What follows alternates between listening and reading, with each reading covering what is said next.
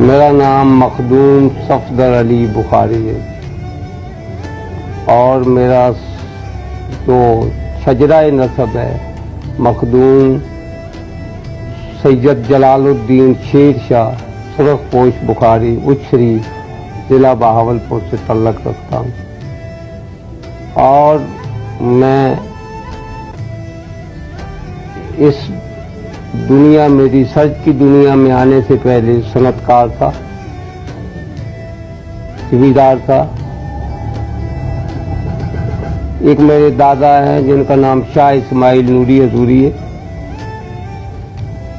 ان کی دستار بندی 1991 میں کی گئی۔ اس کے بعد میری دنیا بدل گئی، میں اس دنیا میں چلا۔